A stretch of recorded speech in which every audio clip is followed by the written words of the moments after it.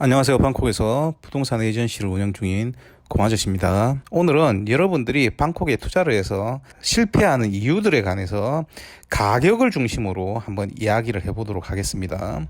먼저 가끔씩 인터넷에도 올라와 있고 유튜브에도 올라와 있는데, 여기 사시는 분들이 집을 살 때 디디 프로퍼티 같은 부동산 사이트를 이용해서 집을 사면 된다라는 식으로 말씀을 하시는데, 굉장히 무책임한 짓입니다. 자, 지금부터 왜 그게 무책임하고 투자를 망치는지 설명을 드리겠습니다. 자, 요거 플로어 플랜입니다. 라이프 아속 라마나의 플로어 플랜입니다. 면적이 같은 것들이 있죠. 이렇게 쪼록 붙어 있는 것 중에서 면적이 같은 것들이 있습니다. 자, 32 같은 면적이 있고 35 같은 면적이 있습니다. 자, 그러면 이 같은 면적의 32와 35 경우에 이 32층에 있다라고 하면 이 두 유닛의 가격은 같을까요? 다를까요? 다릅니다. 단위 면적당 가격 자체가 다릅니다. 그러니까 이 지금 32층에 있는 모든 유닛의 단위 면적당 가격은 다릅니다. 자, 그러면 제가 여러 번 말씀을 드렸지만 지금 이건 32층이지 않습니까? 그럼 33층은 더 가격이 비싸겠죠. 같은 번호의 유닛이라도 가격이 더 비싸겠죠. 그러면 저 밑으로 내려가서 거의 뭐 바닥층인 7층 같은 경우는 가격이 훨씬 더 싸겠죠. 자, 일반적으로 한국하고 다르게 101호부터 꼭대기층이 만약에 4,501호라고 하면 4,501호까지 단위 면적당 가격이 싹 다 다릅니다. 부동산 사이트 안에는 몇 층인지 제대로 나와 있는 것도 있고 나와 있지 않는 것도 있습니다. 그러면 이 몇 층 안에서도 위치가 다 다릅니다. 그러면 정확하게 이 가격이 맞는 가격인지 여러분들이 어떻게 압니까? 여러분들이 알지를 못하죠. 자, 두 번째로 이것들은 전부 다 누가 올려놓은 겁니까? 에이전트들이 올려놓은 거죠. 그러면 상식적으로 생각을 해봅시다. 그런데 한국에서 분양을 받게 되면 예를 들어서 30평 아파트를 10억에 샀다. 그러면 그 10억 안에는 분양을 할 때 판매자들의 커미션이 다 들어있는 겁니다. 그래서 가격이 나오는 거죠. 여기도 똑같습니다. 여러분들이 사게 되면 그 판매자의 커미션이 전부 다 일괄적으로 포함된 가격에 의해서 여러분들이 분양을 받게 되겠죠. 자, 그런데 나중에 재판매를 하게 되면, 리세일을 하게 되면 에이전트한테 이걸 판매해달라고 얘기를 하면 에이전트가 이것을 판매를 하게 되면 커미션은 누가 주는 겁니까? 태국은 미국과 같이 부동산 수수료는 매도자가 전부 냅니다. 자, 그런데 한국의 부동산 수수료를 막 깎자시는 분들이 계신데, 진짜 저는 개인적으로 그런 분들 양심 불량이라 봅니다. 남의 일을 굉장히 하찮게 생각을 하는 거죠. 한국 같은 경우는 부동산 안 거치고 계약 쓰면 됩니다. 자기가 계약 쓸 자신 있으면 매수자 찾아서 계약서 작성해서 법무사한테 가가지고 법무 처리해달라고 하면 됩니다. 그런데 그렇게 왜 안 합니까? 자기 책임지기 싫으니까 안 하죠. 그러면서 부동산 수수료는 내기 싫다. 이런 분들은 부동산 투자를 하시면 안 됩니다. 자, 왜 그러냐면 한국의 부동산 수수료는 전 세계에서 최저입니다. 서비스가 안 좋다라고 하는데 최저기 때문에 서비스가 안 좋습니다.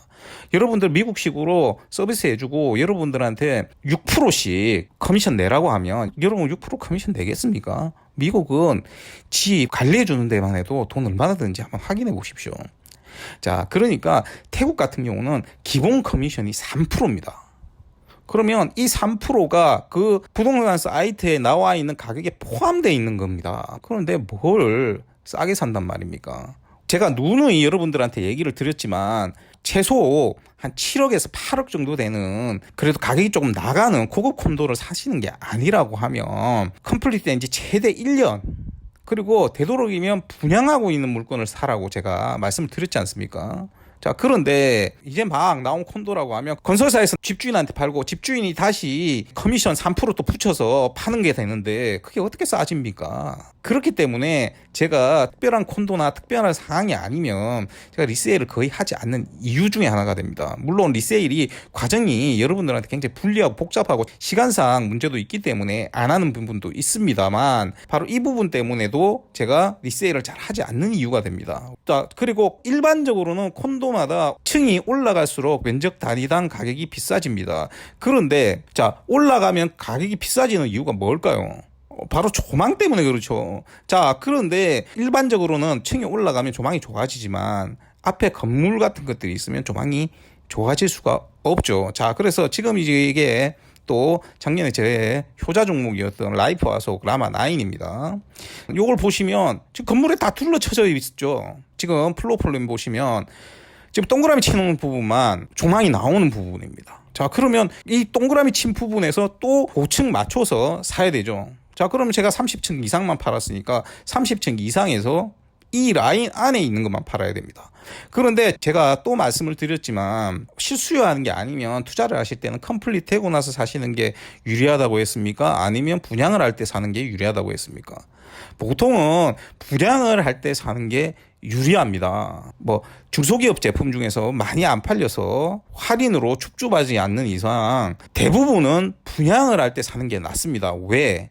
지금처럼 이렇게 층수 맞춰서 이 라인이 몇 개 안 되면 나중에 컴플리트 된 상태에서 여러분한테 판매를 할 때가 되면 이게 남아 있겠습니까? 없겠습니까? 건물 다 만들어졌는데 팔 유닛이 없어지는 겁니다. 근데 이런 것들 확인이 전혀 안 되는 거죠. 자, 가격도 비싸지고 이런 것도 확인이 안 되는데 금방 다 지어진 콘도가 가격이 싸다는 건 그거는 안 팔리는 유닛밖에 없습니다. 길거리 가다 보면 파격 세일 한다고 하나 내놓죠. 그런 것들 보면요 7층, 8층, 10층 그렇습니다. 그리고 투베드룸 안 통하는 동네 투베드룸 같은 경우 저한테 얘기하시면요 한 2년 된 콘도 아직도 안 팔리는 복층 투베드룸 넓은 거 반값에도 드립니다. 건설사에서 에이전트들한테만 얘기해 줍니다. 그런 거 근데 제가 왜 안 팔겠습니까? 사봐야 돈이 안 되니까 안 파는 겁니다. 다시 돌아와서 이 안에 보면 조망이 나오는 게 너무 적죠. 자, 그래서 저는 판매를 할 때 지금 있는 라인이 아니면 판매를 아예 안 했습니다. 컴플리트 되기 직전에도. 나머지는 40층 이상 올라가지 않는 이상 조망이 나오지가 않습니다. 그런데 40층 이상은 분양 때 이미 다 팔리고 없는 거죠. 자, 이런 식으로 모든 걸 맞춰서 할 수가 없는 거죠. 가격도 비싸게 사고 유닛도 맞출 수가 없습니다. 그런데 뭘 믿고 부동산 사이트 보고 사라는 겁니까? 그러니까 사고 나서 이게 얼마나 제대로 된 가격으로 샀는지 알 수가 있습니까? 없습니까? 알 수가 없죠. 여러분들은 알 수가 없습니다.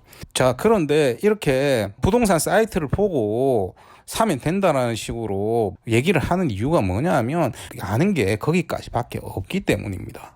제가 말씀을 드렸지만 방콕에서 법인 내고 부동산 에이전시 하는 한국인은 손가락을 꼽을 만큼밖에 안 됩니다. 자, 그 중에 지금 현재로는 건설사하고 직접 계약해서 판매하는 사람 저밖에 없습니다. 제가 다음 주에 굉장히 중요한 설명을 드릴 겁니다. 콘도의 가격이라는 게 어떻게 생성이 되고 이것을 에이전트나 건설사에서 어떤 식으로 판매를 해서 가격 형성이 되는지에 대해서 다음 주에 제가 말씀드릴 겁니다. 그러면 이런 내용을 전혀 모르는 상황이면 실제로 여러분들은 사도 가격이 얼마인지 이게 제대로 샀는지 제대로 사지 않는지 전혀 모릅니다. 실제로 여러분들 쇼룸에 가서 사도 이게 제대로 산 건지 알 수가 없습니다. 그런데 하물며 부동산 사이트에서 커미션까지 붙어 있고 그 사람들 세금까지 내야 되는데 이런 것들 다 감안해서 주는 거를 무책임하게 거기서 사면 된다라고 하고 거기서 사면 싸다라고 하는 건 그건 정말 진짜 그걸 망치는 겁니다. 부동산 사이트는 임대를 받을 때는 별로 상관이 없습니다. 에이전트들한테는 좀 싼 게 들어올 수도 있습니다만 실제로는 그렇게 크게 문제가 안 됩니다. 그런데 매매를 하는 거는 부동산 사이트 보고 함부로 하시면 안 됩니다. 실거주용으로 내가 산다. 나중에 월세만큼 손해봐도 상관이 없으니까 실수용으로 묵은 걸 산다 하더라도 그렇게 사시면 절대로 안 됩니다. 자, 다음 주에도 얘기하겠지만 여러분들은 방콕에 대해서 입지 분석 못합니다. 여러분들 한국 산다라고 해서 한국에 있는 부동산 입지 분석 제대로 못하잖아요. 근데 외국인 태국에서 더 못합니다. 그리고 여러분들 앞에 얘기했듯이 태국은 한국하고 가격 체계가 다르기 때문에 여러분들 가격 하나도 모릅니다. 그리고 여러분들 콘도 많이 안 다녀보셨기 때문에 콘도의 퍼실리티 같은 시설이 얼마나 좋은지 이 구조가 얼마나 좋은지 이런 것도 여러분들 파악 못합니다. 그러니까 그냥 엄한데 콘도 보여줘도 그 콘도가 좋아 보이는 겁니다. 그러니까 다음 주에도 또 강조드리겠지만 여러분들이 정말 태국 콘도 시장에 투자를 해서 돈을 벌고 싶으시면 에이전트 제대로 만나시면 됩니다. 이 그래프는 제가 여러 번 여러분들한테 보여드립니다만 이렇게 안정적으로 오르고 있는 게 있지 않습니까? 거래가 안 되는데 어떻게 가격이 오릅니까? 머리 회전력이 빠르신 분들은 제가 무슨 소리 하는지 아실 겁니다. 태국을 떠나서 해외에서 부동산 투자하실 때는 여러분들이 깜깜하기 때문에 제대로 알고 양심 있는 에이전트를 만나는 게 여러분들한테 가장 중요합니다. 이 부분에 대해서는 다음 시간 얘기를 들으시면 더욱더 확실하게 아실 수 있으실 겁니다. 자, 맛집 속에는 최근에 태국에 확진자가 조금 늘었습니다. 그래서 하루에 뭐 700명까지 나왔을 때도 있었고 지금 한 250명 정도 나오고 있기 때문에 제가 밥 먹으러 안 다닙니다. 그래서 다시 제가 식당을 가게 되면 찍어서 여러분들한테 방영을 해드리겠습니다. 또 한 가지 더 공지사항 알려드리면 올해부터는 제가 판매하는 콘도 영상은 아예 올리지를 않습니다. 블로그에 공지를 해놨지만 꾸준히 상담을 받고 계시거나 해당 프로모션에 대해서 상담을 받으시는 분들에게만 제가 영상 제공을 하고 자료도 제공을 합니다. 그거는 조건이 있습니다. 블로그 들어오셔서 잘 읽어보시면 됩니다. 그리고 다음 주에는 제가 2억에서 2억 5천 정도 되는 콘도 프로모션을 실시할 예정입니다. 자, 이 콘도는 가격이 2억에서 한 2억 5천 사이가 됩니다. 현재 2억에서 2억 5천 상간으로 투자하실 수 있는 것 중에서는 가장 최적의 콘도입니다. 그리고 현재 기준 가격에서 제가 무조건 10원이라도 싸게 드립니다. 자, 그렇기 때문에 여러분들이 이 기회를 놓치시면 올해 요 정도 금액으로 투자할 수 있는 기회는 사실상 없다고 보시면 됩니다. 투자를 계획하고 계신 분들은 놓치지 마시고 미리미리 확인을 하셔서 저한테 연락을 주시기 바랍니다. 그리고 덧붙이자면 이 콘도는 현재 위치상으로 보면 30층 이상의 제가 콘도의 조망 때문에 여러분들한테 드릴 수 있는 물건이 지금 현재는 딱 6개밖에 안 됩니다. 그렇기 때문에 서두르시는 분들이 임자가 되겠습니다. 자, 그거는 블로그 공지사항을 잘 확인해 주시고요. 자, 여러분들 항상 아프지 말고 건강하시길 부탁드리겠습니다.